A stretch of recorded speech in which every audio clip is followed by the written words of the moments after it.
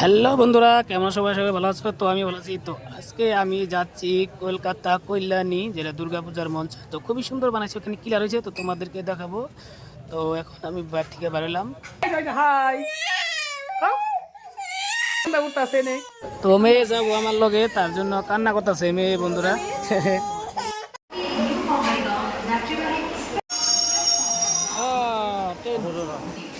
Ten.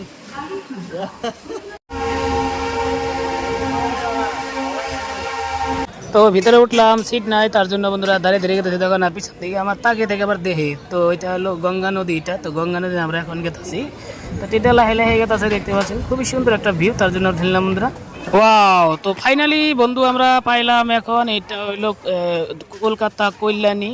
তো Kalyani station এটা। তো এইটা স্টেশনে এলে সব মানুষ কিন্তু যাবো, এটা আপনার এলো সব ওই মঞ্চ আজকে উদ্বোধনী, তার জন্য সবাই যাবো। তো এটা কল্যাণী